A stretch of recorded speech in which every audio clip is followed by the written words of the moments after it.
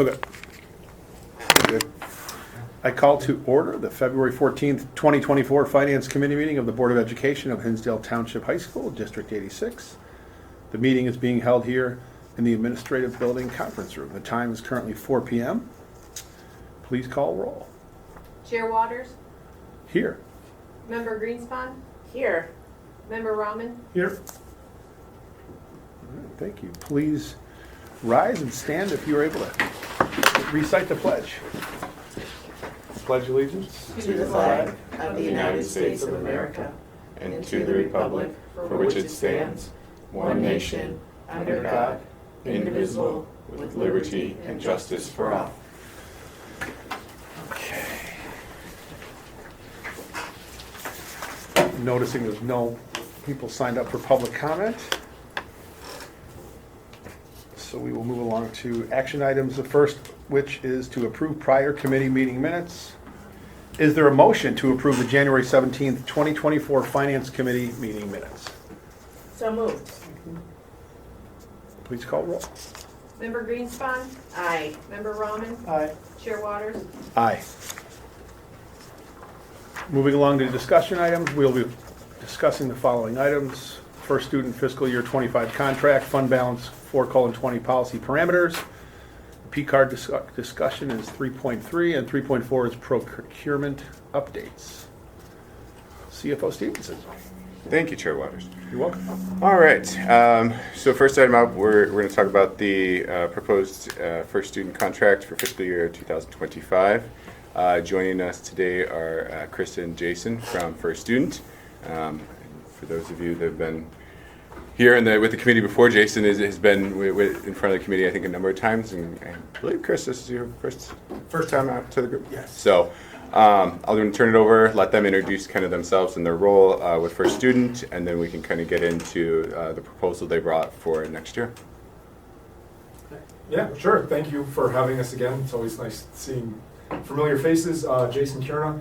I am the Region Vice President of Operations for First Student. I oversee all of our operating locations in Northern Illinois, Wisconsin, and Michigan. However, for the last 6 years, I was in Chris's position where I was working with District 86 and other districts, particularly just west of Chicago and kind of that corridor. So familiar and kind of, I've worked with Chris on the extension proposal this year, and Chris will be leading the conversation today. So Chris, you can. Yep. Chris Iddings, Area General Manager with First Student.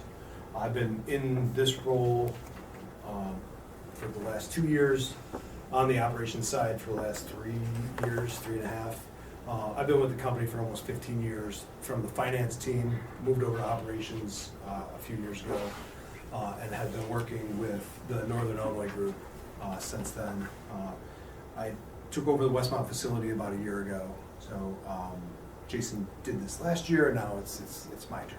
So, and again, yes, thanks for having me. And I did want to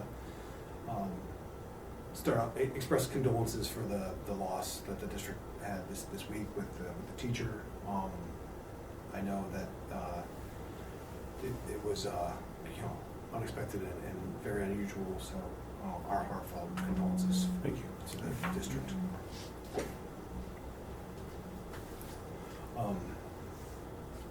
Do you want us to go straight into? Yeah, I think we're. Okay. Go ahead. All right. So first and foremost, we value District 86 as a true partner. We look at it as a partnership. We've been servicing the general regular transportation contract for quite some time. I believe it's at least 2011 in one form or fashion that we've had that contract. The special ed contract we've had since, I believe, 2018.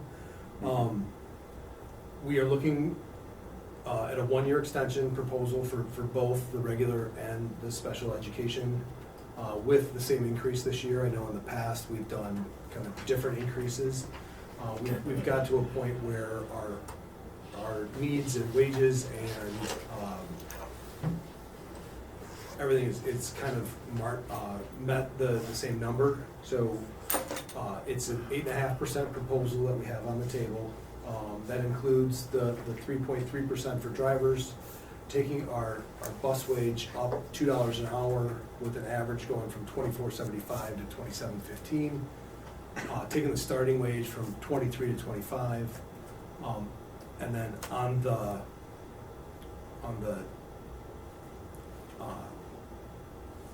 non-bus driver, we're also moving that $2 an hour, so it'll go from 20 to 22.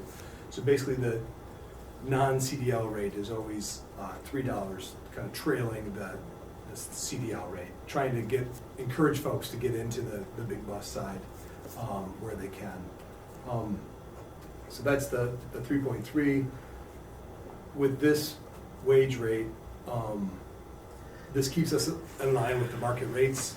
We've negotiated Teamster contracts in the area in the last year, and this puts them at $25 an hour is basically where we're seeing the market for Chicagoland for starting wage. And then the other thing we're doing with this wage increase is we're shortening the scale, so they'll get the top pay in 7 years as opposed to 10 years. Trying to really keep our Westmont and Burr Ridge workforce in place, high retention, limited turnover, and then with the new wage, trying to drive more of that interest in folks becoming drivers. So that's the largest piece. The second largest piece of our increase is basically CPI, excluding the driver wages. This includes our regular admin and maintenance staff wages, the cost of insurance, fuel, maintenance parts, bus parts, everything else that's not directly related to wages. And then we have 1.5 for capital improvements of our facility. A small piece of that is to replace 3 of the buses on the regular side. And then we also have 1.2% for the new Illinois Paid Leave for All Workers Act, which is basically giving 40 hours of paid leave to all employees during the upcoming 12-month period. This law took effect in January. Workers have started accruing their time, but they can't take it until April. The guidance we've received from the state is very, very vague and limited. We're expecting to see something in March prior to April. The company is also working on a policy to put in place. As of right now, we're waiting for state guidance. So we baked in the cost of 40 hours per employee to have off as they request to comply with the law. Without really knowing what this is going to look like, the assumption is that everybody's going to be able to take time off when they want. Our hope is that they're going to take time off on like non-scheduled days where they really wouldn't be paid, and it'll be a limited impact to operations. But at this time, we're unsure of the impact, but we did build in the cost to make sure that we're covered. Once we get rolling with this, then we'll have a much better idea of what the true impact is, and we'll be able to fine tune that. Right now, we're kind of worst case scenario, so it could potentially be overstated with what we have here. But all of that adds up to the 8.5% that we're asking. And again, that's on both the reg and the SPED contract. Is the Paid Leave Act, do you have flexibility? It sounds like you're not getting too much communication from the state, which is no surprise. Yeah. In my opinion. Do you think that the notification window, do you have discretion over that notification window from the employees? They So- can't call in on Monday morning and say, see you next week. The way the law is currently written is they can use it at their discretion, but it leaves open where the employer has a policy in place, it may supersede the law. So if we can get a policy in place that will make them give us 24-hour notice, then we could get that. But as it's written right now, they could call in the morning and say, I'm taking a day, and we would be limited. Right. Is that policy being, ushered through at your company? Or? Yes. It is. We're working on it. It's in our legal team's hands, and they're trying to make sure that we're not getting in our own way, right?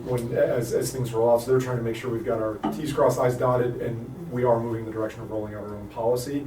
And we've seen some success in some other labor agreements that we've had. We don't have that option here, but it kind of sets a precedent for how we want to operate, where we've been able to gain some managerial rights over that, right? Still comply with what the intent is, but not have it disrupt operations. that's our largest concern, right? Is that on Right, specific sure. days and things that happen, if there's something bringing folks to work, being able to take time off at the last minute and get paid for it. Right. We don't want that obviously to impact students, so we're trying to get ahead of that. Even if we've got to give up a little bit more, like be a little bit more, I guess, liberal with our policy, right? Instead of 40 hours, maybe it could be, something a little bit more than that, or accrued a little bit faster, but it gives us the Yeah. ability to have some managerial rights. We'd much rather have that ability than just kind of say, hey, kind of a free-for-all, take it as you want. Just becomes disruptive, especially Right. in school bus operations, so. With regard to 5% CPI, it includes fuel, but really diesel is pretty stable from last year, right? So the fuel cost should not rise or. So, yeah, this is the just general Mhm. CPI on all non-wage costs. And I would say fuel isn't a big part of that. We have an escalator, I believe, in our Yeah. contract. Yeah. So the escalator kind of keeps it all relative, right, with that cost. A lot of it is coming through on the maintenance staff wage side, the cost of parts, right? What it takes to maintain the vehicles is really driving a lot of our outside of driver wage CPI cost. Otherwise, on the fuel side, you're absolutely right. It hasn't gone up as much as we thought it would have, but it's also with the escalator that's in place, not driving, not driving cost in the CPI category. And I left my backpack in my truck, but I remember the component, there was 4 components to the 8.5. There's 1.2 for the paid leave, 1.5 for the CapEx, or Here's capital. one on hard copy. 2.5 for CPI and then 3.3 for driver wages. Okay.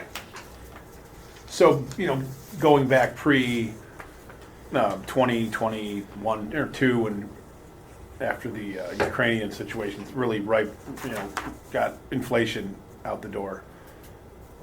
Could we reconcile, where would the contract be coming in back then? I would assume it would have been about 2% CPI. And some of the other components, like the 3.3 may not have otherwise been there because the markets were more flat from a wage perspective. I'm just wondering, take it out 12 months. So I guess 2 questions. One, what was that same increase pre-pandemic or pre-Ukraine, if you will? And second, even since you guys have both been working, you haven't really dealt with inflationary wages, unless they're specific to the sector. How do you walk down from those in the future? Is that business as usual or something you never saw? Let's say a year or 2 from now, how does that play out? Or have you seen anything to that extent where it's possible to or difficult to? Or Yeah, so I'll answer first, and Chris, you can add to this based on what you've seen being in the finance world for so long. I would say pre-COVID, this would probably be about a 3.5% to 4% increase. Right. We wouldn't be looking at as high of an increase because of driver wages, and I'll kind of hit on that in a second. Yep. Obviously, the P-Law stuff wouldn't be in there. The 1.5 for capital, that might be running a little bit high because the cost of capital is higher than Yep. what we had before. And then to your point, CPI, we probably would have seen around like 1.5% to 2%. So I would imagine that it probably would have been around 3.5%, 4% is what we would have been coming with. Gotcha. On the driver wages, the interesting piece is that I've seen that there used to be a wage differential between a CDL job and other jobs, right? So there was a pretty significant gap that encouraged people to say, go get this specialty license, deal with kind of the requirements that come along with that, an annual physical, random drug screenings, right? Things that impact your own personal life with your driving skills and abilities. And there was an incentive to go there. And I think we've just seen wages climb in other sectors, particularly like the retail sector, that have really kind of given people options to say, I'm going to sit through anywhere between 4 to 5 weeks of training. It's going to be, right, a licensed job. I've got to keep up with this license requirement. There's a lot of things on me. Or, right, I see these, I'm hiring signs at Target or Jewel or wherever. And with the experience they have, right, I could probably command something higher than an entry-level wage and get into that $20 to $25 an hour wage category. So we've seen that as that differential has shrunk, we've had the need to increase wages. Right. And we've also seen some interesting things happening in the Illinois market where we have some competitors that are trying to gain market share. And in doing that, right, they're not necessarily competing on the cost side. They have different strategies. And they're increasing wages. So we're seeing drivers leave kind of the stable companies that have been established to go after a $28 to $32 an hour wage. And that, right, like when you're going after market share, we have to respond to some extent because the labor pool is minimal and we're just trading drivers back and forth. So we try to be smart with, and that's why we proposed shrinking the wage scales for retention, right? We've tried to do smart things to say, we're in this for the long haul, right? We're an established company, we've been doing this a long time, we kind of know what it takes. So we can't meet on the front end that flat scale of $28 to $30 an hour, but we can do things to keep the target drivers that some of those companies would be going after in a position where they're getting paid more than that starting wage on the top end of our scales, and they're getting there faster. So we've had to kind of, fine tune our approach and strategy, and then really rely on the opportunities that we have as a large organization with 450 locations, that there's upward mobility, so on and so forth. So I don't know if you have anything to add to that, but that's kind of the. I would absolutely agree. Prior to the pandemic, our wages were typical, they would get 50 cents to $1 an hour increase. That was relatively standard. Like $1 was a high amount on any given like full step scale. So we're seeing the wages are definitely being impacted by market pressure here, as Jason mentioned, and then it's also the inflationary numbers where it's much easier to get a job at 20-something dollars an hour, whereas before it was, you had to be specialized and it came with that license. And now what we're seeing as a barrier to entry into the CDL is you have to be DOT compliant and you have to have a clean MVR. So it takes a special person to want to be a school bus driver, and then it takes an even more special person to be qualified through the DOT compliance to be a school bus driver. So, And there's more of a demand for drivers than ever before. Yes. I mean, with all the services coming to people's homes, and Yep. right, it's there's such a strong need, and there's not enough people right now that want to do that specialized job. yeah. I hope that answers your Yeah. question. No, absolutely. I do think, we'd be in that less than 5 if it wasn't for the wage pressures. And of course, markets are efficient in the future to the extent that Target, et cetera, begins to, reduce those entering wages. Of course, that gives you the opportunity perhaps to, join that momentum to the downside. But that, of course, those are market forces which will possibly play out in the future. Maybe, maybe not. It could get worse, right? Yeah, You never know. exactly. All right. Yeah.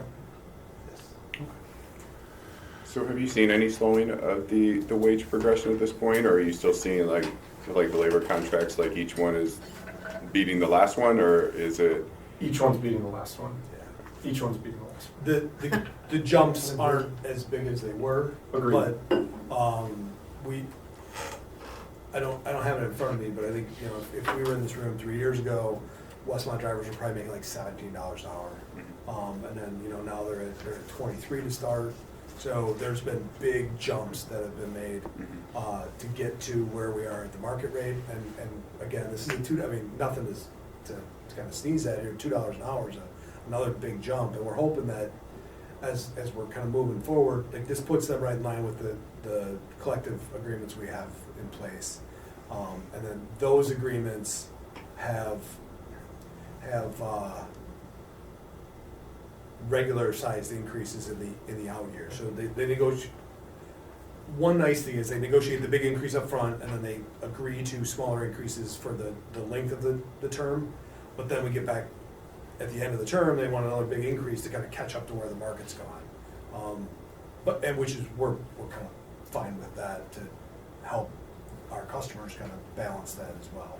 But so every 3 to 5 years, we will have a market adjustment based on our collective bargaining agreements. But for the most part, I think that's depending if the economy comes back to where like normal, if and when that ever happens, then we should start seeing those rates, like, instead of $2-3 increases, those jumps will be much smaller.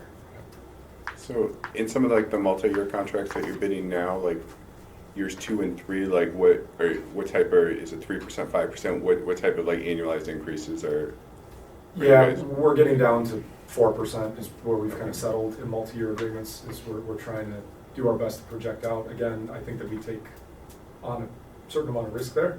I would even say, right, like, I think I said this to you guys last time I was at the Finance Committee meeting, you guys entered into that extension at the right time. I think we did it a year early, and you Mhm. captured a 3% price increase. Right. Then you were extremely gracious, which I think was the right move to make when you approved off-cycle increases to match the pay rate, so it didn't get pushed forward and kind of compounded.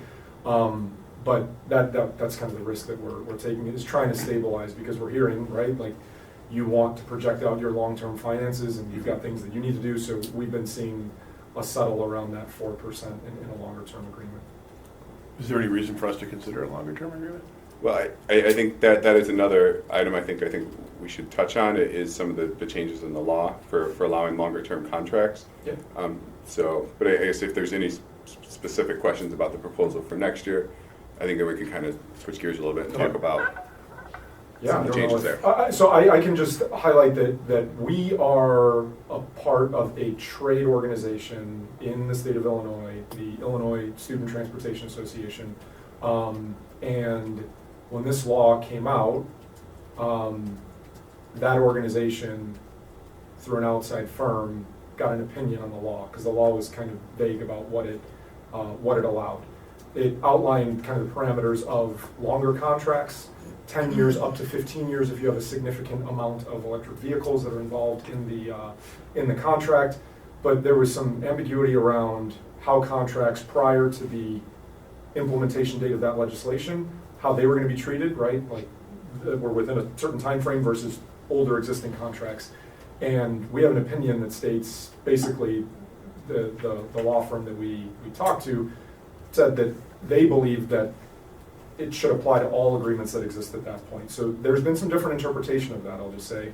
There's some districts that have said we can't go into longer term agreements. That was the opinion of their legal team. But then we have some districts that have come back and said, no, we will definitely enter into a 2, 3, 4 year extension. And again, it's just kind of vague how everything was written. But Chris, yeah, I mean, we've all done a fair amount of conversing around this topic, and are happy to, right, like, ultimately that's a decision you guys have to make about feeling comfortable, but we can just offer that there's been customers that have chose that we are currently in agreements with, that were on year-to-year extensions, that have gone longer term. And I go back to the other comment that we've gotten in the out years to that 4%, like a regular increase that you guys could say, we don't have to bring this back, we know what it's gonna be, we know what it entails and why, and then we don't have to revisit it for a number of years unless there's something specific that comes up that's. Unless we have to make off-cycle wage adjustments to keep our drivers, and then the projecting out didn't really help. So, Right. So I guess in conjunction with that too, there has been some discussions over the last year. The DuPage ROE has been a big proponent of pushing on the electric bus front. As of now, our district's not been in a position to be a recipient of any federal or state dollars at this point, but it's conversations that we've continued to have with First Student. So there's potential possibility longer term, like if we're in the next few years, if there's a possibility of transitioning the fleet, that could be done in conjunction with some type of long-term contract. Could also be done in conjunction potentially with, as like the Westmont facility is shared between us and a few of the Downers Grove districts. They're of doing like a larger scale, agreement, I think, or simultaneous maybe agreements across multiple districts as the cost for upgrading the Westmont facility would be shared amongst multiple districts. So those are just some of the things I think we've had kind of discussions on, but I think, yes, with the change in the law, I think there is an opportunity for longer term agreements, whether it's done at this point on, with like kind of the current model, or it's done in conjunction with potential transition to an electric fleet. Both would be, I think, things to consider definitely for the future. Mm-hmm. And I'm hearing that First Student is saying like no more than a 3% annual increase, right? With a multi-year agreement? We've worked the numbers. Yeah. Isn't that what you heard, Jazz? So they come back and say, well, we don't have any drivers left. Yeah. But All right. But yeah, that's, I mean, fair. And for everyone's knowledge in the room, we kind of dipped our toe in that water in Canada. We've got about 250 EVs that are running up there, and we've learned the hard lessons along the way, from chargers getting stuck to buses not starting to polarity issues with buses that are in the road, things that I don't understand, but they don't charge appropriately when there's too many of them because of magnetic fields. We've kind of learned all those lessons and had to develop a lot of things on our own, right? From mobile charging to, if real estate becomes a challenge, we got to move to a new facility. How do we pack up everything and keep the fleet running? So from that standpoint, right, even on the front, Josh, of if you were thinking about doing it and you were looking at how to plan it, our operations team doesn't even get involved. We've got a consulting arm that comes in. We've got 3 EV consultants that can help with just long-range planning, engagement with local utilities, all of those things. And the head of our electrification program is a former EPA staff member. So I mean, just a lot. Like we're even trying to influence that process. So there's a lot of things that are going on. So if you guys are looking to go down that path, as we've had discussions, but if there's like a significant planning component that you start looking at, we can also help out with that. We've got some stuff going even with larger 10-year strategic district plans to try to estimate out savings based just on how the buses fit into the larger sustainability plan of the district. So. Okay. I think the only other thing I have is really for the finance committee members is if they're all right, I would like to get our legal firm's opinion on the change in the law, just since it's a change that we had discussions with our prior legal firm, but now that we've switched over, I would like to have their opinion, so if we do want to engage in any type of discussions, we'll have clarity from our perspective. Okay. All right. Anything else, gentlemen? Or? No, really appreciate it. I appreciate these conversations and the questions, and thanks for the partnership. Should we consider requesting a multi-year proposal, or? I guess I think we need clarity. Probably, I think we're probably better off going with a 1-year contract at this point. Just to, I think there's questions on if we enter into a multi-year contract, can we just do that outside of going through a formal RFP process, or whether we need to go through that first. So I think we need to get clarity on the legal side first before I want to just unilaterally just engage into that.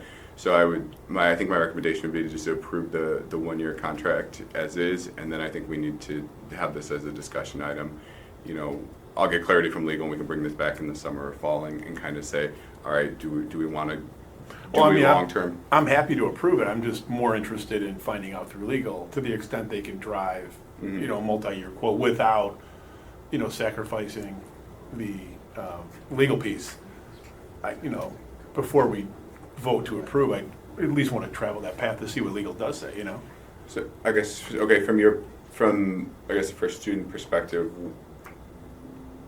just, I guess, on the spot now, if we were to ask for some type of multi-year proposal, do you have an idea of what that would look like at this point, or? Well, he said 3, so. I don't know, but we could model it very quickly, right? I mean, for us, it's kind of a toggle within our financial modeling is change it into a 3-year model or 5-year model, whatever we wanted to look at. And then it gives us, just so you know, I can't make this commitment because I don't know what it looks like. But typically, I mean, just rule of thumb is if we can spread some of it, we try to get to kind of term thresholds. And once we have term thresholds, they're not all based on a year, they're based on a couple of years. We have some wiggle room to move things potentially to other places just to get to a term threshold limit that we look at internally.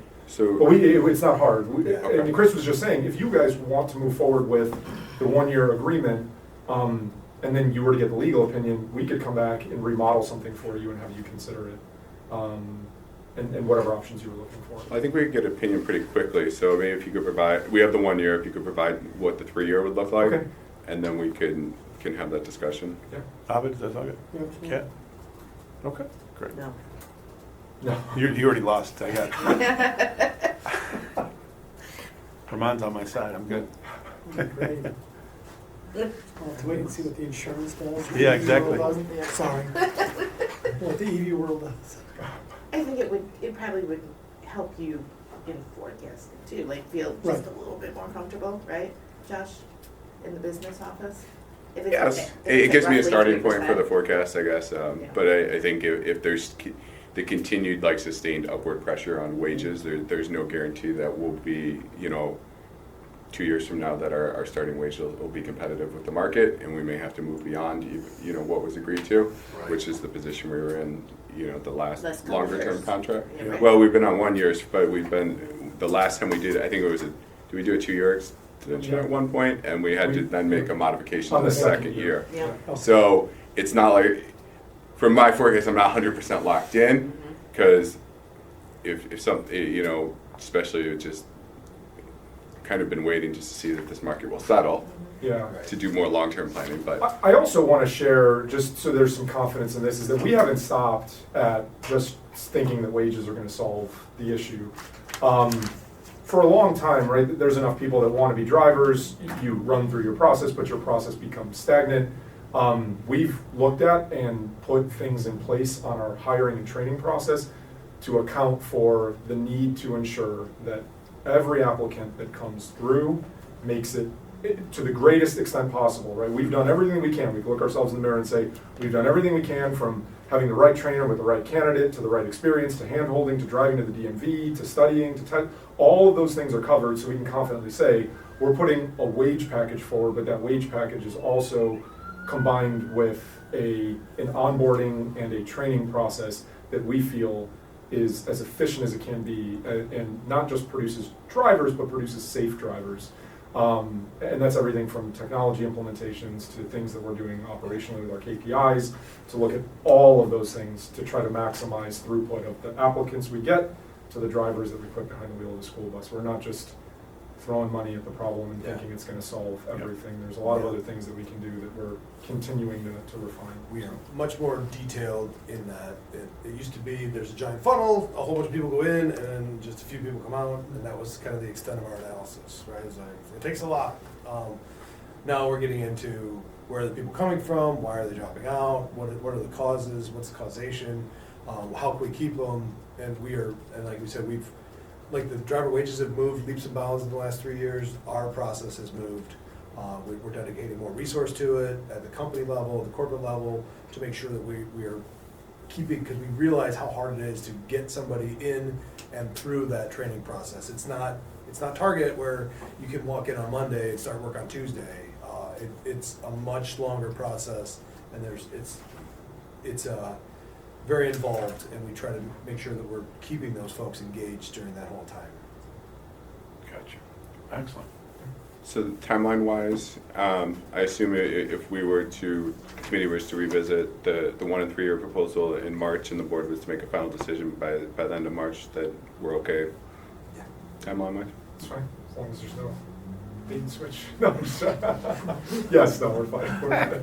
No, we're okay with 3%. Yeah, I'm hearing it. I've got it. No bait. Chris is gonna say, what did you hear? Yeah. No bait and switch. I thought you said 4. Yeah. Definitely heard 3. So we've already got that going. I'm confused. Yeah. That's right. All right, good. Yep. Any additional questions?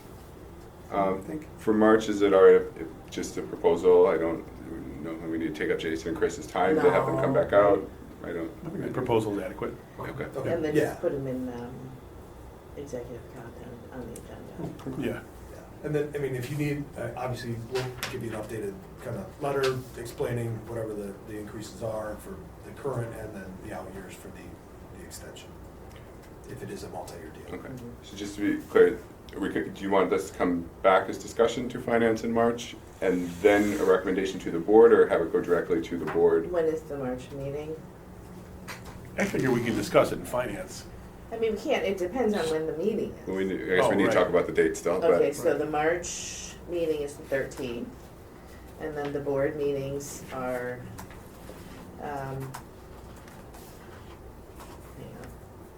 21st is the second one. of March? Yeah, so it's before the second meeting. March 21st is the Is the second one. committee of the whole. Do you want to talk about it in finance again then, John?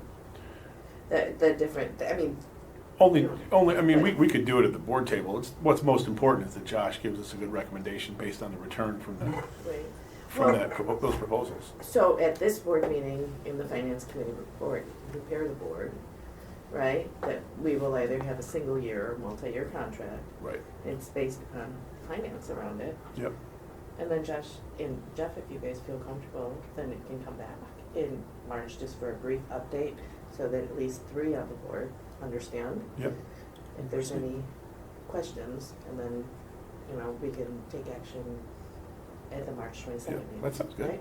Okay, Is so it like a comfortable for first you? read March 7th, approval March 21st, don't come back to finance. Is that how you prefer it? It's, Jeff? it's completely up to you. I heard he said finance committee. Yeah, I think Jeff wants it to come back. I'd like to see it come back. It would probably be a pretty brief discussion. Yeah. I think the numbers will kind of lead the All right. way, but, and again, 3 is a low number, so that's great. Super appreciate it. 3 years. 10 years. Oh! That's good. Okay. We got the We'll have to come timeline, back, so right? we'll get you the No. updated stuff. No. But to your point, they won't need to be present. Okay. I'm sure it's a quick chat. Okay. Excellent. Great, thank you. Thank you. All Appreciate right. it. Thank you so Awesome. much. Thanks, guys. So would this be the last time you're joining us for these meetings, these annual get-togethers? Depends. I mean, I'm not leaving the area, so if Chris wants to bring me back, I'll come back. Okay. Well, it was nice to see you. Yeah, Awesome. See everybody. Thanks, fellas. Appreciate it. Take care. Thank you, and nice to meet you. Did your team win on Sunday? Who were you pulling for? No, they did not. Same. Same. I thought the Brock Purdy story was an The excellent best. one. The Yes. best. I was like, I think the stat was he was making in a month what Mahomes was making per pass. And I was like, And that's. he's got a I gotta roommate root in for a him. I gotta root for him. And he's the lowest paid starter, and there's 21 out of 32 second stringers who make more than he does. Yeah. It's crazy. That's why, yeah. But he's not struggling to eat, so that's good. Thank you so much. All right. Thank you. Thanks, guys. Have a nice day. All right, moving along to 3.2 fund balance, 4:20 policy parameters discussion. All right, so follow up to our January finance meeting. We had reviewed a handful of districts' fund balance policies, and the committee had kind of highlighted some ideas from different policies that looked, I guess, intriguing to potentially look at implementing into a District 86 policy. So just kind of based on those discussions that we had, I kind of just put together a little bit of an outline of what could be kind of turned over to legal to draft a 420 policy for us and then taken to the policy committee for review. So just kind of want to walk through some of the parameters and see if this is in line with what the finance committee members believe is the right direction for this policy. Basically, the minimum fund balance to revenue ratio. So our current 420 policy is custom defines the funds that are used. So in this one, I went back and just said, we'll instead of doing that, we'll just use directly what is on the annual financial report, since that's coming from being generated by the auditors and is set by the Illinois State Board of Education. That formula, it's really basically about the same, and they're basically using the ed fund, O&M, transportation, and working cash. All we're doing with ours currently is we're also including the Social Security, IMRF, and tort into there, which are pretty small funds, so it doesn't really make much of a difference in the overall fund balance to revenue ratio.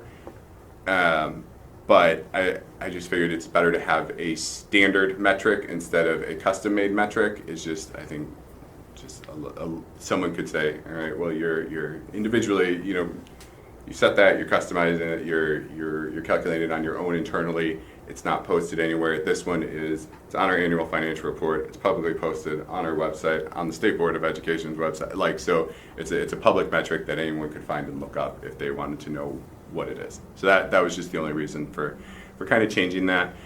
Minimum percentage recommendation was the 20%. Maximum was the 30%.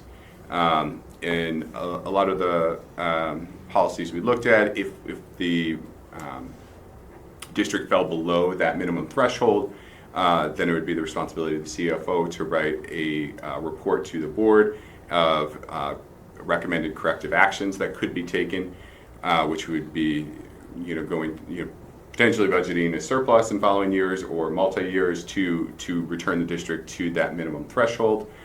Obviously up to that board at that period of time, whether they wanted to implement any proposed corrective actions. Any time that the maximum fund balance to revenue ratio was exceeded, the board could then consider some of the following actions. So on here it has early payment of existing debt obligations, increasing investment in instructional programs, or reducing student fees.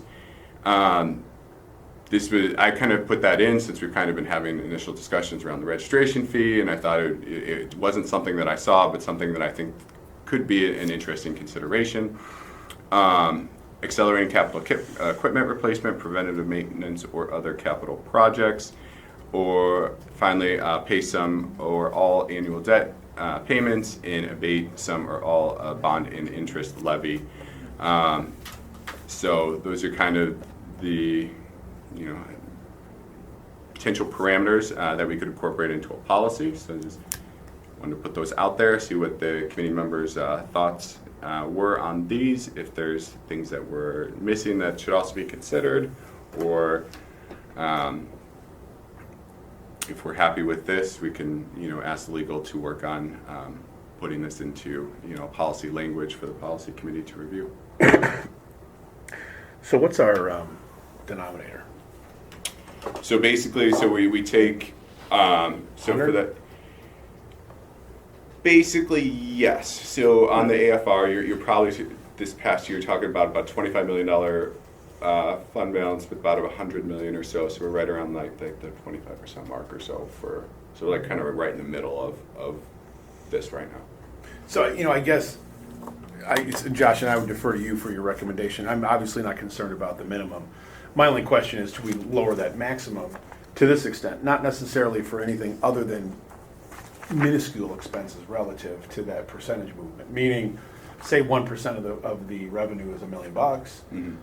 where student programs or student fees, maybe a little maintenance, could be a minimal expenditure that we otherwise can't access if we're at 30% versus, say, 27.5%. So That would give us more latitude, perhaps, to drive that benefit for the students. Yeah, so we're Or the really, buildings or whatever.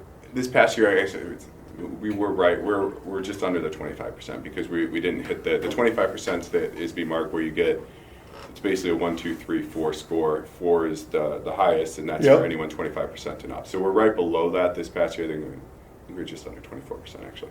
So that's why I had set 30 to be above the 25. But yeah, could you bring it back down and say anytime you eclipse 25, we think 25 is the high enough threshold?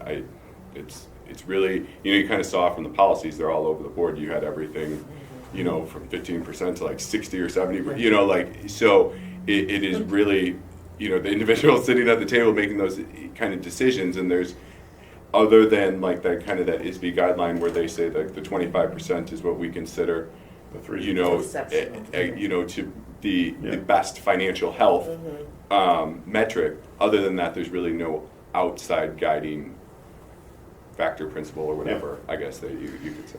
It would be borderline unimaginable, right, for us to hit the 30%. So obviously, yes, we benefited the last few years significantly from pandemic surpluses, and that has increased the fund balance. Obviously, though, with inflation and where the levies have been, the denominator money number is moving significantly. So your surpluses have to move to keep up with even just that denominator, and we don't really budget. We don't try to budget any type of surpluses. So in actuality, just being able to maintain the pace with inflation and stay kind of status quo, I think we in normal years we're probably falling behind and not truly building significant reserves. Fundamental. Yep, Yeah. so I agree, Jeff. I mean, we could bring this down ever so slightly, Josh. I have a We're at question about- 27.5, but. I have a question about bond ratings. Is that important at all here? Because I know when I was in Wilmette, they were all like, we got to be the highest bond rating in the Yes. state. Well, it's very important when you go out to get Right. financing because it Right. plays a critical role in what your interest rates are. The ISB profile scores though are not what that I know. not what the S&P 500 Right, cares that's what about. I'm asking about. So They just care about board composition of the school board, right? their biggest concern is the ability of the tax base to afford the bond Yeah. payments. That's the biggest thing. And so for here, you have a very strong property tax base with a very high collection rate. So that's one. That's what they're looking at, and that's going to be the biggest driving factor. So like when we did all of the number of bond ratings when we did with the S&P evaluations, and we always achieved the highest rating. So I don't think if we're at 25% or 30%, that's not going to be relevant to the bond rating. Okay. Yeah, again, to my point, I'm not looking to drive necessarily any large expenditures or savings, but I would like to see some of those smaller expenses you mentioned perhaps be, serviced if we have a lower threshold. Okay. It gives you flexibility and creativity to do things we might want. It could be maintenance too. It could be all sorts of things. Right. And 1% of that number is $1 million. Yeah, and I'm we're not saying that we can't have any of these conversations if these thresholds aren't hit. We've had conversations through the pandemic time phase. We've accelerated a lot of capital investment over the last few years, whether they're additional renovation projects or capital equipment purchases, because we were in a position just to have that unique one-time surplus. So we're saying these conversations could occur regardless of whether we're in this position. But I think what we're saying here is if we're in this position, these conversations need to be happening. Not maybe if someone brings it up. The policy says you need to have these conversations. Whether the board says we're not going to take any action, that's up to the board. But it's a prompt to say this action needs to be occurring, and that's just kind of for... We're not required to take action, but just to Right. generate It's it. kind of To have a conversation. a good faith being Right. transparent Yeah. and around your processes and And because we were mostly locally funded, Mm-hmm. and because we have a good rating and all of that other stuff, because of our ability to pay our debt. And we did retire debt service during yes. So COVID. Yeah, that was yeah. we did we We retired the debt certificate early. So Yeah. there were a number of levers that we did pull that would Yeah, that would have qualify in fallen. here, Yeah. but we weren't formally prompted into those discussions. Yeah. But I think this is great though to formalize it, and then in perpetuity, these discussions will happen and. How do you fellow board members feel about lowering that number from 30 to a lower number?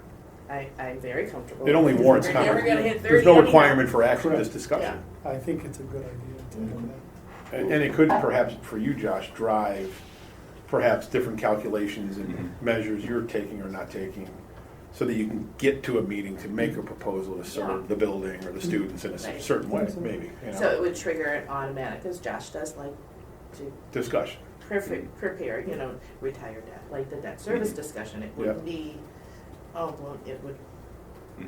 it would be the result of this policy. It would be very Yeah. clear, and then, right? What would the committee like to make the recommendation? I don't know if I don't know if 27.5 is too exact.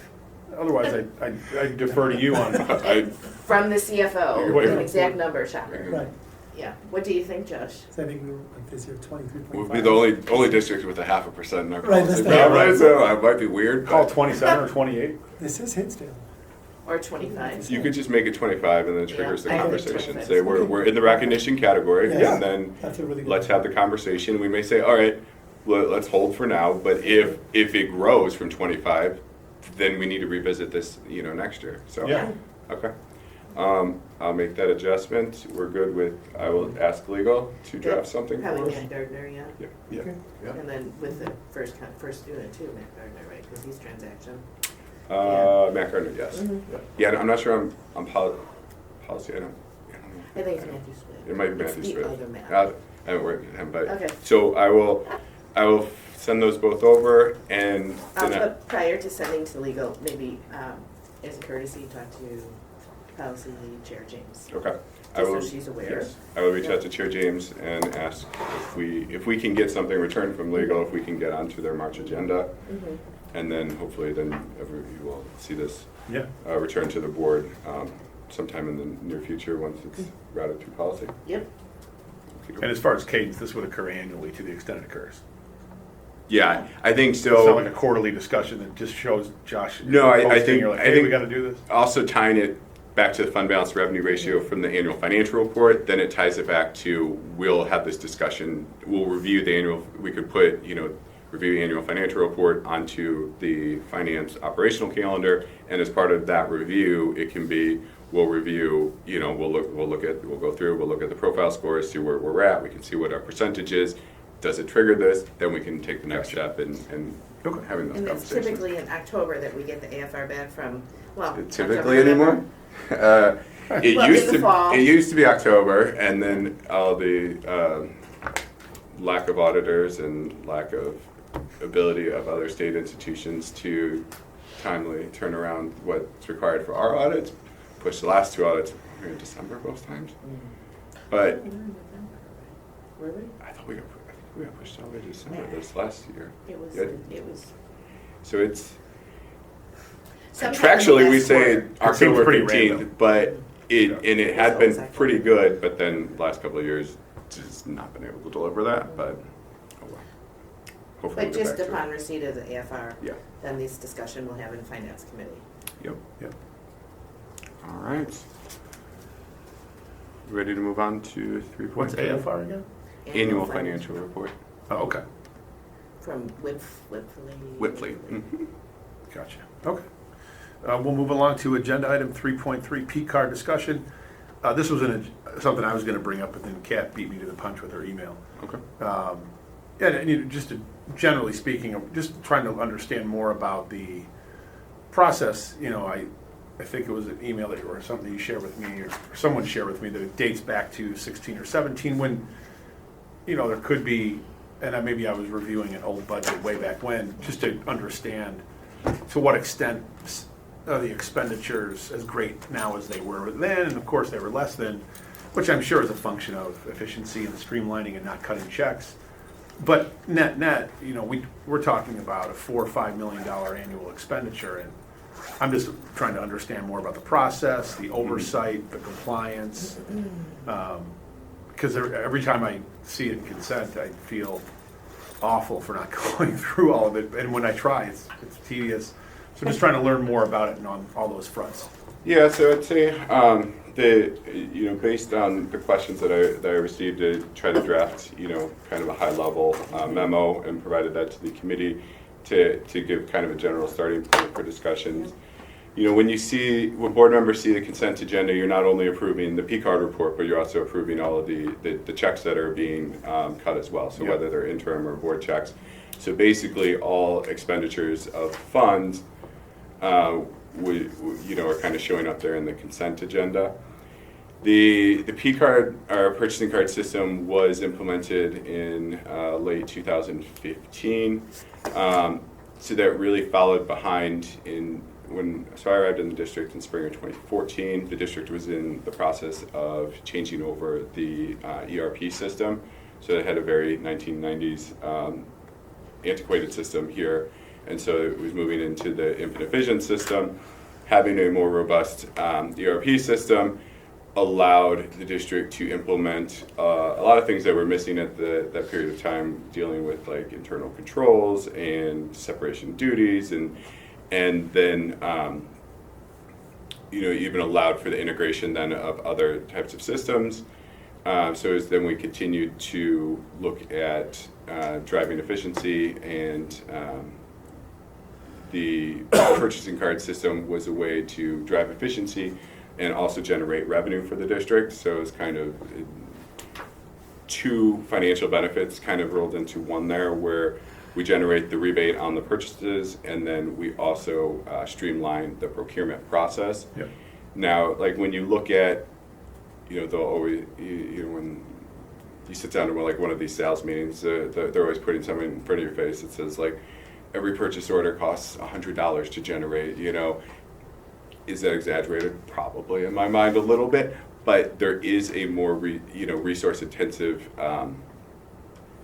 process for generating a purchase order compared to a purchasing card transaction. So following kind of the implementation of the new ERP system, the purchasing card system, it did significantly changed the overall procurement abilities of the district, and that efficiency was kind of what enabled a lot of the reorganization of staffing that occurred most on the support staff side, whether within the business office directly or the supports, administrative supports within the buildings as well. Over the next few years, as increased efficiencies were kind of gained through those implementations. So the system, when it was implemented, it's reviewed annually. Obviously, the auditors are reviewing or sampling transactions from purchase orders and from the P-card system. So it's reviewed annually by our auditor. Initially, when the system was implemented, we had done 2 additional separate audits with Sikich, and they did just specific internal control audits, and so they evaluated both when they implement. I think it was prior to their first one was prior to Infinite Visions being implemented, and then there was one a couple of years later, then I think in 2016, where they reviewed kind of the implementation of Infinite Visions, and then also the purchasing card system was implemented then at that time. So it's had extensive review, not only from the external auditors. This was one of my earlier jobs with the district when I was the director of financial controls. I'm the one that set up all of the kind of the back end for all of this system for the approval processes. Okay. So overall, it's most corporate purchasing card systems are generally set up with kind of having just like a 1-over-1 approval. I kind of talked about in the report, we significantly customized ours to kind of mirror what we do with our purchase orders, so that it had you can't just have one staff member making a purchase and one approving that. So it's at minimum 2 individuals have to review and approve, and depending on where the individual is and the dollar amount of the transaction, it could be anywhere up to 4 if you're coming from a department chair up through like a principal up to a district office individual, and then being closed out on the business office side. So there's multiple layers to the approval process for any of our transactions. There is the credit limits are set based off of utilization. We generally we don't let people carry just excess credit limit. It's only as needed, basically, that they have it. Some of our traveling coaches may have a credit limit set at $1 all year long, and then they only get it when they travel for state. Then we set their limit just for that time period. We have department chairs where they may have like a $5,000 credit limit. They may have 1 month, where they're, a lot of supply purchase and stuff gearing up for the year, where they spend $20,000. We'll set a temporary credit limit for that reporting period, based off of that need. The other thing that the purchasing cards allowed us to do was initially when I had started here, there was a lot of cash being issued, like for individual coaches that were traveling for state. So in my mind, that's not only a financial risk, as in just having control over cash is the most difficult thing in finance, but then just a safety risk of issuing $2,000 to an individual and let just from their personal safety of carrying that type of cash. So it still occurs in very, very, very limited circumstances for teams that disperse to multiple sites, like at a state meet, and they're purchasing from concession stands and other and there's no other. But it's very, very limited and very, very controlled. Where in the past there was $2,000 here, $3,000 here, and then go out and get receipts back, and people walking around with that much cash, and it makes me uncomfortable. Thank you. Mm-hmm. And it's a relief to know that you developed this process. There's a couple of things procedurally. One, I think that it would benefit the district tremendously if all of that information didn't reside in your head, meaning we had an administrative procedure that supports, that you could write, because you're the only one that really knows, and so that everybody understands what this, because it is a huge expenditure, right? It's a little shocking, it's not shocking for you, because Right. you know, but it is public information, Mhm. and just to see that number, it's pretty shocking. Also, you mentioned like cash and stuff. Is that considered petty cash? You know, like if the coaches are given cash, that's good, and it would come out of the campus petty cash then. So Right. generally, so I guess there's two forms of, so we have, just for the special ed programs, there are existing cash boxes that exist for the course of a year. And that is for like the community-based outings and stuff that they do programmatically with those students. So that's the only place really that, you know, outside of incoming cash that may go into for deposits from bookstores, from receipts from concessions and other things like that. That's the only place that we push cash out. That place, and then the only other place would be then with a very, very few limited state tournaments where there's no ability to use a purchasing card. And they'll use it for like, the purchasing card will go to the hotel and it'll go for, you know, team meals or whatever. But if it's, we do need some cash because we have, you know, this girls tennis team is going out and they're gonna be at 3 different sites or something, and we don't have, you know, 3 people out there with 3 different cards, you know, at every site, and, you know, so that they can have, you know, whatever food during, you know, the event. So there's very limited on the athletic side as well. But yeah, they're very limited overall cash utilization from. So where would they get the cash though? Would they? So basically, you would submit a purchase order or a requisition. You create a requisition, it goes into the system. It's generated as a petty cash check. That cash is checked. I understood what you said. Right, sorry. That check is cashed again at our bank then, and then generated into cash. Then those receipts would be returned back with the remaining cash, which should then be reconciled. Will be reconciled back out and equal the amount that was Dispersed. the amount that was dispersed. I see. So, just thinking about the administrative procedure, Mhm. there are so many pieces. It's going to be like 10 pages, but thank you for writing it. No, I'm just kidding. No, but you know, so we have a number of P cards that have been assigned, and there has to be a rubric to determine how they are assigned, who they're assigned, who qualifies, who doesn't qualify, and also you do all the controls for, or you and your team, the business office, for the limits on the P cards, and all of that should be defined, just so we have a written record, right? Yeah, we had evaluated some of the standard press APs when the last big, you know, update that we did, and implemented a number of administrative procedures, and the press APs for 455 just didn't really provide much value to us, but we can definitely develop a custom. Or just an OP, right, an operation, something written, so that if anybody has a question, Sure. they can be Absolutely. referred back. So anecdotally, in your example, there's 3 teams going and, you know, they're all fanning out in different directions. The coach would request, say, $1,200, give $400 to each assistant coach. Right. At the end of the time, you know, of the $1,200, they spent $1,050. They return 1,050 receipts. They return 1,050 receipts and 150 in cash, just to reconcile. Mhm. How is all that managed, if you will, in terms of confirming it was, here's the receipts plus the change equals 1,400 or 1,200? Is that someone's role? Karen has a fun afternoon of going through and I making go sure through that. with a fine tooth comb and I look at the dates. Let me tell you, they don't like it. Oh, you deal with all that? Nothing. Thank You asked the right question Thank right you. Karen does. So She's they very have thorough. been existent, but I check the dates, I check where they're eating, I Yeah. check that. and- No, okay, I got you. But I do, we make sure there's all the receipts. They know when they get their check, they get a note, a little note So from do you have to go me. to the bank every time someone does that? No, like Wanda, the AD. Gotcha. Admin assistant. will go. But they know, they have to bring back the receipts, they have to Bring back the account change. for it. Yep. Okay. That's so interesting.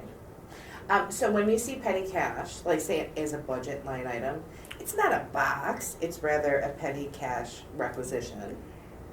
Except with, if it's petty cash for special ed, then that is an actual stored in a secured location continuously throughout the year, and they're utilizing funds from there and then reimbursing the box and bringing it back and then closing it out at the end of the year. So the. So say okay, special ed department has $2,000 in petty cash. That box exists across the course of the year. In September, they spend $850. They put a requisition in for $850 at the end of September with their receipts. They get a check back for $850. Now their cash box is back to $2,000.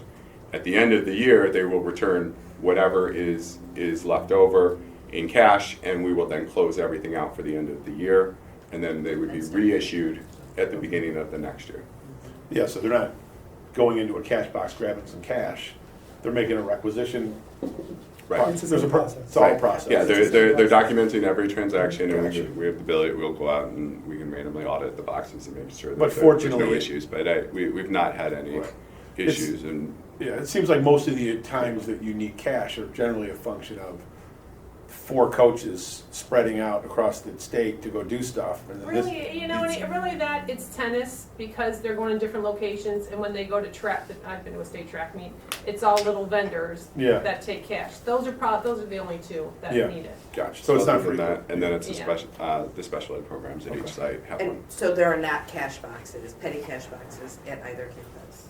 just for special ed. Right, but just aside from, So is the P card, I'm sure it's omnibus to the extent there's 38 different P cards out there, but the invoice all comes to one account to pay at the end of the month. Correct. And this is, I know this might sound like a petty question, but they're big dollars. My credit card, we all go through getting benefits. Catherine tries to get experiences in Hollywood and meet celebrities on her credit card. Alvin probably does something different. But I've changed what I've done over the years too. It used to be like engaging at sport events and go to get like great seats at the All-Star game and all this stuff. But lately I've been in one with, I think Bank of America, where it's cash back and you get points. A dollar spent is a point. But if you bought groceries, it's a point and a half. But the point is, if we have $5 million spent, we got 5 million points. In my example, if it was on my card, that's $50,000 coming back. Who gets that 50,000 benefit points wise? So Well, we- can we roll it into cash and It's hit it? only, yes, the program only exists for cash. Districts have gotten into significant trouble when there's Oh, really? issues with points. That would be a very easy fraud avenue, and there's been a number of people in financial positions that have abused a point credit card. Well, you see them in first class and you're like, what's up? You could Google it. There's articles out there that pop up from time to time of someone took all of the rewards. I think there was just there was a person You from hear it a every so professional often. sports team used, I think, their credit card system Seriously? and put it Yeah. all into like sports gambling. Okay. So, but anyway, no, Josh doesn't drive. So- Rolls-Royce. so no, this is it is Not to the district. it is the program. The district receives cash, and it's once a year. They'll go through. They'll review all of the purchases. There's some categorization on like there's large ticket items, and then non-large ticket items. So some you get like a reduced rebate, like when you buy like $400,000 worth of computers or something, or Chromebooks or whatever. They don't, it's not the same level of rebate as some other transactions. So they do all that categorization, and then they generate the final number at the end of the year, and it just goes directly into our bank account. So they just wire the That's what I funds do, to us. yeah.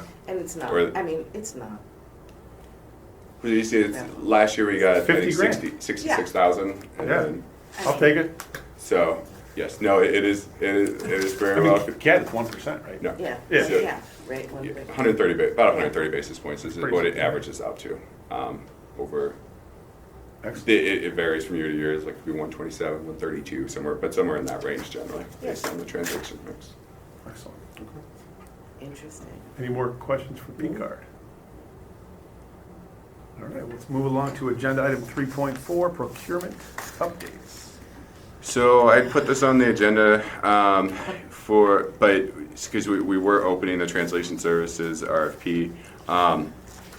It is in evaluation, so I don't really have a significant update. Dr. Smith is got people from her team. There was a number of respondents, so they have to work through evaluating all of those proposals, and I think they're going to try to narrow it down and then do some maybe final interviews with the top 2 or 3 firms. So she did provide just a little, because I wasn't able to provide a ton of context on exactly what they're doing, so she did provide this information on what they're actually services they are providing. And then, so this will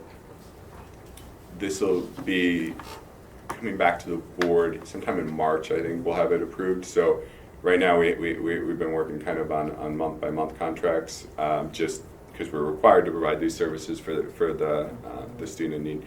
So we extended that contract out another month. We'll look to have a recommendation to the board in March so that we can have, a long-term contract kind of put in place, starting in April. I think she talked to us already at the board. She presented to the board. I swear she I talked remember about this. this. Okay, excellent. Right. Yeah. And I was then- ready to explain it, Yeah. good. Yeah. Oh, good.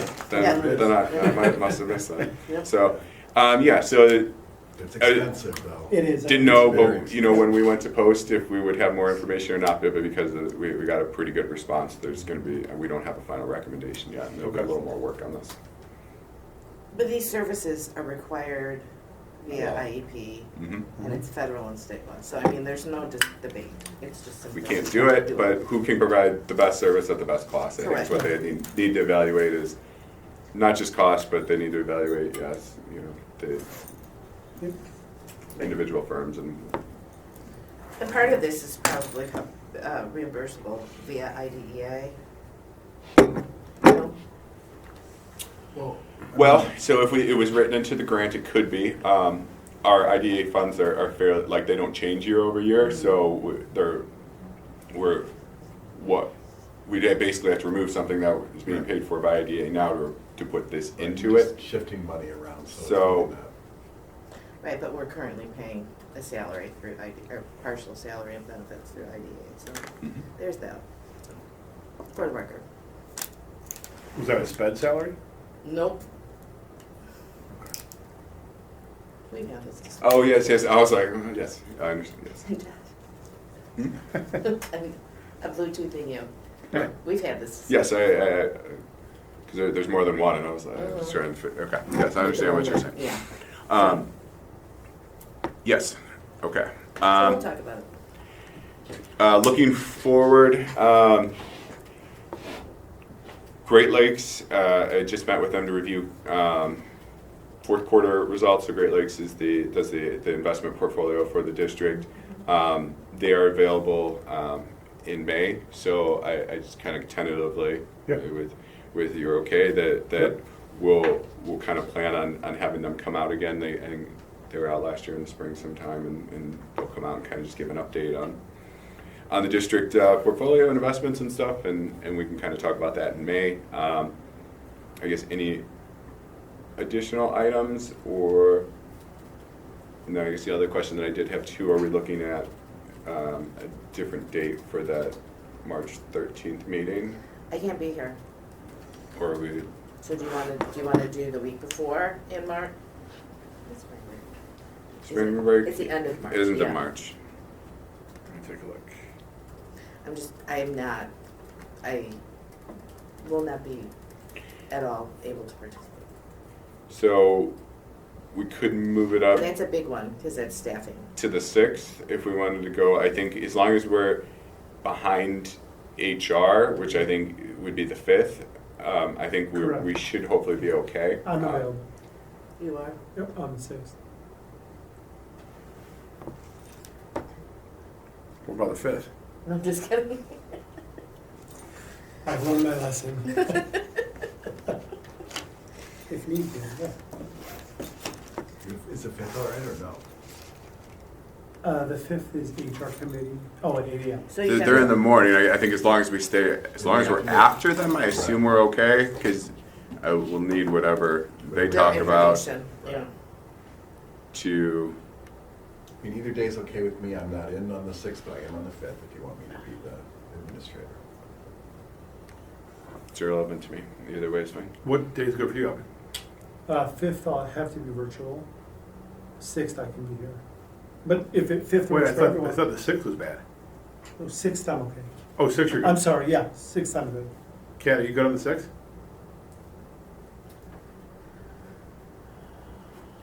Yes, it's an early release Wednesday also. I'm just throwing that out there. Are you here on the 6th? No, Becky is. But that's a big meeting, because that's staffing, right, Josh? Yeah, I think that's that and the budget are, So and the maybe it's levy, I guess, okay those that are kind of our Patty's big, there, 'cause she's gonna be at the other committee. Well, no, she won't be, you're right. Mm-mm. Yeah, you're right. Maybe you can flip-flop those days. But the HR committee is on the 5th. Right. Oh, no, So, she's yeah. typically here Tuesdays. No, I'm here Tuesdays. Well, that's what I'm saying, you could flip, because you don't typically do HR committee, right? I have, Oh. but it doesn't matter. We're fine. Yeah, We can flip with, yeah. yeah. Whatever. So, We'll make it happen. Jeff. does the 6th work, does the 6th not work for you, Jeff Waters? 6 is good. 4 o'clock. So we'll do a special meeting and end up canceling on the 13th.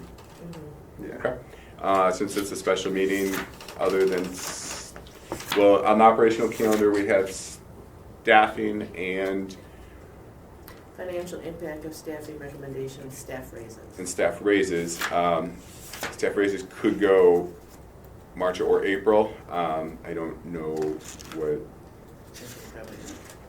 so generally they're not approved by the board until April. Mhm. So that could go, we could do either way on, we don't have to talk about those in March. You can probably find out from Cheryl what staffing is gonna look like, if it's gonna be, Yeah, I think, staffing is gonna be the major component that we need to talk about. And then, since it is a special meeting, since we have to stick to the agenda, any other items, we'll have, first student, follow up on first student, and then, the Well- AP for 3, 4, going 5, whatever. 4:55. Okay. Anything else? I think that's it. Good. And then staffing discussion.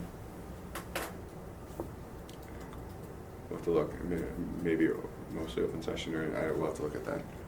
I think part of it is. Probably be closed? Okay, so we'll probably, Okay. Okay. All right. All right. Without any more questions regarding the procurement update, I will move to adjourn. If there is no further discussion, this February 14th, 2024 Finance Committee meeting is adjourned. The time is 5:17 PM. Thank you. CST.